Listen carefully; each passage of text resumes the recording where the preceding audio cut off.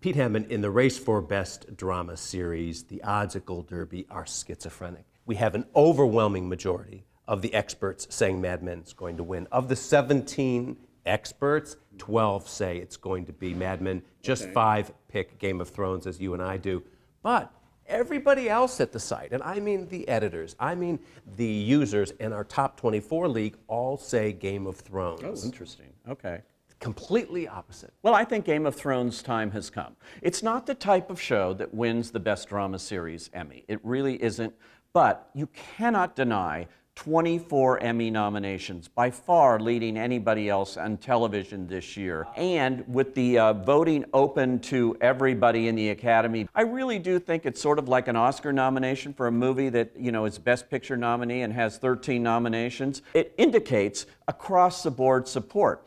But we've probably never seen that represented before in the blue ribbon panels that used to vote for drama series. Now I think you're going to have all these below-the-line people eligible to vote in this category without having to prove they have anything to do with the show or not, going for a show they really admire as a production, as something with real production value. In the case of Mad Men, a terrific show, went to a very satisfying finale, which is not an easy thing to do. Matt Weiner should be congratulated for that. But it was one season split into 2 here, so it was really 7 episodes. It hasn't won in 3 years. It had that streak of 4. It's very difficult for a show to come back from that kind of streak and then suddenly win in its final year. The Emmys haven't really done that all that much. And I think Mad Men is admired and everything, but I think Game of Thrones will have that across-the-board support, which is why I go with it. I don't think we've seen the real strength of Game of Thrones in recent years because Breaking Bad was in the way. Right. And it was so cool. Now I agree that it's going to win Best Drama Series, but it's very shaky. Only one show in the history of the Emmys has ever won Best Drama with fantasy elements, and it was Lost 10 years ago. Right. It's the same kind of bias that we see at the Oscars, where we never saw a fantasy or sci-fi movie win until Lord of the Rings finally won, and then it won on its 3rd try, the 3rd installment. This is the 5th year for Game of Thrones. That was the magic number for 24 and for Sopranos. But Sopranos is a good example of a show that won, lost, and then won again, much like the pattern that Mad Men would repeat if it wins. But to your point, Mad Men took a huge dive after those first 4 consecutive wins for Best Drama Series. Such a dramatic dive that it set a new record for the most losses in one year without a win. Yeah. And that's hard to recover from. There is, though, so much love in this town for Mad Men and for Matt Weiner.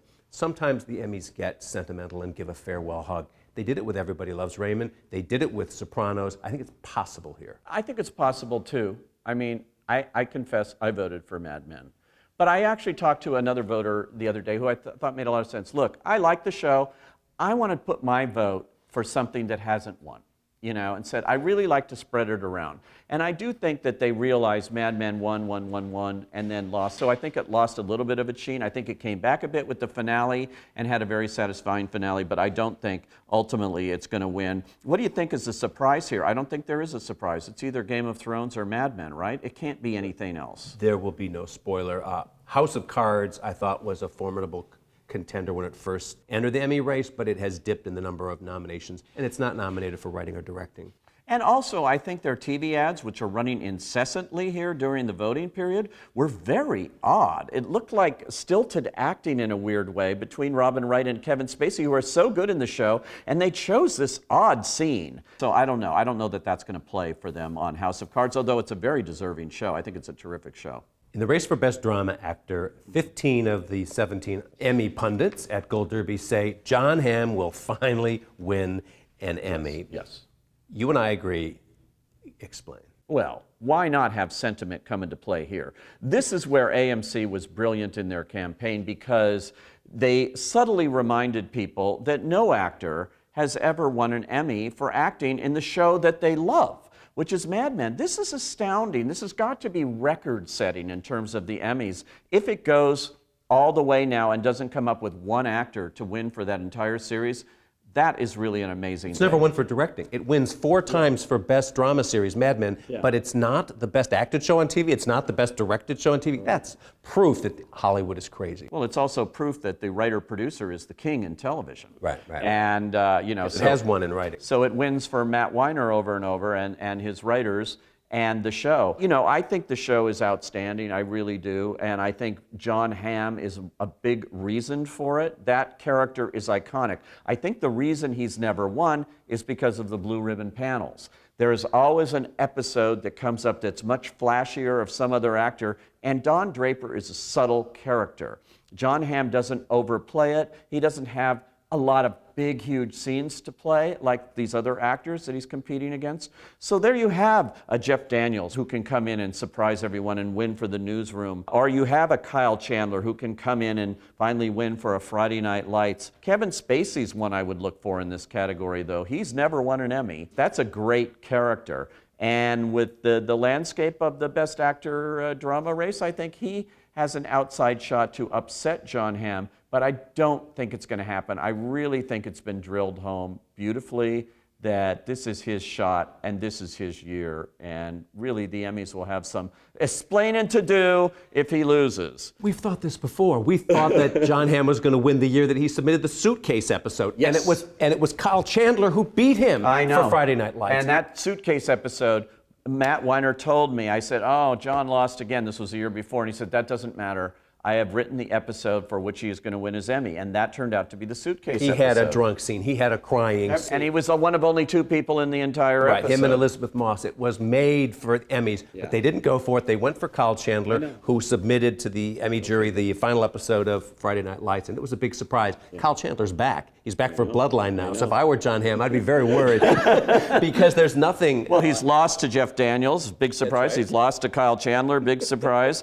And I would worry maybe, but not this year so much, but about Bob Odenkirk, because he could be the Bryan Cranston of this year. There's such love for Breaking Bad, and this show is very effectively taken on the Breaking Bad mantle, and even though it's just beginning, Odenkirk's a great character, although oddly enough, he was never nominated for this character when Breaking Bad was on the air. So he now is in the lead actor category, and if anybody could really be the shocker here, and boy, would that be a shocker for AMC too, because they have to walk that little line between all their shows. But if Better Call Saul is the heir to Breaking Bad, then Odenkirk could be the heir to Bryan Cranston, who won that first year of Breaking Bad when nobody knew it was on the air. It was a big surprise. He went on to win 3 times in 6 years. He's dominated the race recently, but upsets happen all the time at the Emmys. Well, we'll see. Kevin Spacey could be the spoiler here. He won the Golden Globe. He won the Screen Actors Guild Award this year. He's on a roll. He may not ever have won an Emmy, but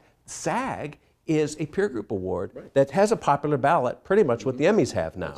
So we could see a repeat of his SAG. I could see that. I could definitely see Kevin Spacey. I think he's one to watch in the category. Double Oscar winner. Right, yeah, no, and he's a very respected actor. The show is well liked, it's watched. I think members really do watch it, so.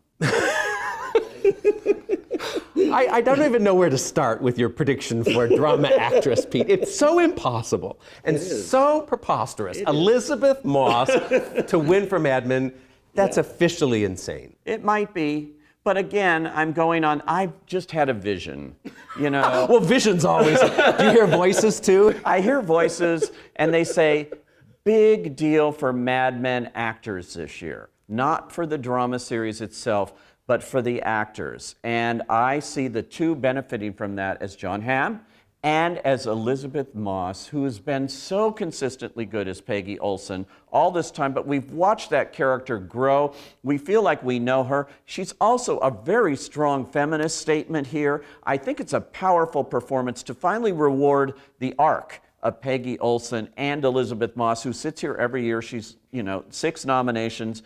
She's lost every time. She lost for that miniseries that she was supposed to win for. Top of the Lake, right. My thinking was, in looking over the other nominees here, Viola Davis is fabulous, but it's the first year. It's a mystery show. Just ask Angela Lansbury how many times she won for Murder, She Wrote. 0, the answer would be, on that kind of show. Taraji P. Henson really represents the only significant nomination Empire even got. Ask Joan Collins what it's like to win an Emmy. She never won for Dynasty. They don't give actors in these soap operas awards. She's fantastic in the show. She's not going to win. It didn't show any across-the-board support in the nominations. Its only other nomination was in the costume category. Tatiana Maslany plays a lot of different roles, so a lot of people say, oh, she'll win because she plays a lot of different roles. It's taken her this long to get in the race. I think if they were watching the episodes, which I don't think they're really doing, she'd go, oh, wow, that's her. Or they get confused and go, is that her? Is that her? Is that her? I'm not so sure anything on BBC America can win in this category. And that leaves Robin Wright, the genuine one that could upset here. She's so good in House of Cards. I didn't think the television ads did her any justice that Netflix was running during the voting period, though. However, she's won a Golden Globe. I do think she's possible, but Elizabeth Moss is the one. Claire Danes, forget it, we're tired of it. So, yeah, there you go. If the Emmy voters are watching the episodes submitted by the nominees, Robin Wright really is in this. She submitted the Russian press conference episode. It's outstanding. She's great. She's defiant, not only to the Russian government, but to her own husband. And it's a powerhouse performance. She has pulled off an upset before. When she won the Golden Globe, it was right out of the blue. Right. Everyone thought there might be other wins for the show, but she pulled it off. Viola Davis has this in the bag, Pete. She's a double Oscar nominee in a program in which she gets a resounding courtroom speech in the episode that she submitted to the judges. The role has gravitas. She's beloved and respected. Everyone loves her. She's a fantastic person, too. The series is soapy. Very. It doesn't have much support across the board. I think Doesn't have any. Yes, it does. Cicely Tyson is nominated. Okay, but that's because she's Cicely Tyson. Okay, but still there is some other support. Yeah. And look, when Mike and Molly won for Melissa McCarthy on the comedy side, that show had no support across the board. That does happen. It happened for John Cryer with 2.5 Men. That show had no Emmy nomination. Well, are we looking at history here? Then she would be the first African-American ever to win in this category. Kerry Washington, I was sort of surprised didn't get in this year too, because that would have been truly historic to have as many nominees as we have here that are African-American or a woman of color in this category. I think it's a great triumph. I just think the show itself on ABC is the kind of show that doesn't necessarily deliver this Emmy. I'm not going to argue a lot with you because I think this race of any of them is the hardest one to call for me. Elizabeth Moss's character is too mousy and too passive. If anyone's going to win an Emmy among if anyone's going to win an Emmy among the women on Mad Men, it's going to be Christina Hendricks. She's wonderful, and I love her as Joan. But I think that character has lost year after year after year. She had a great comeback this year, though. She was very good. Arc she got. Very good. But I'm going with the two Mad Men. I can't go for three because it would be too radical for them. So she is a victim of my stupid thinking here, and it may be stupid, we'll see. But Elizabeth Moss, don't tell me that's a passive, mousy character. She has come up in a time in the 50s and 60s and 70s when it was extremely difficult for women in business. She showed her moxie. She weaseled her way in. She's a great role model for women, and I think that deserves something. And I hope that this is the year for Elizabeth Moss because she doesn't have another year. Do you know what episode she submitted to the judges? She submitted the finale. Who's the star of the finale? John Hamm. She didn't even submit properly. Right. She had other opportunities to submit different material this year. I think she's just blown it. I agree she's terrific on the show. Yeah. She's certainly one of my favorite characters, but I think she's played the Emmys poorly, and I don't think she's a standout here, not when you look at these film actresses that she's up against. Well, it'll be very interesting to see if they actually watch the shows. You do have to sign outside of the comedy series and the drama series category. For everything else, every other program category, all the writing categories I voted in, you have to admit that you watched all of the shows and that you have no conflict with any of them. So that part of it is similar to what we've seen in the past. It'll be interesting to see, though, with the bigger group of actors voting now, if they all follow those rules and actually watch those episodes. And if they did, then I agree with you, the choice of episodes can have an impact. That's probably the thing that we pundits are looking for the most this year, is how is this change in the voting process going to affect the outcome? Because in the old days, we could see the Jeff Daniels pulling off an upset for drama actor. We could see Merritt Wever winning. Or even when Kira Sedgwick won, that was a bit of a surprise. And it was based on the strength of episode submissions. I don't think we're going to see that anymore at the Emmys. I think we're going to see a popularity prevail. And that, if it's severe, I think it's going to be very sad. And you know what I think you're going to see at the Emmys this year? A very big night, even bigger than normal for HBO. I think it wins drama series. Yes. I think it wins comedy series. I think it wins talk series. You know, right down TV the movie. line. TV movie it wins. I think it's going to be a huge year, a historic year for one network here. Yes, I agree.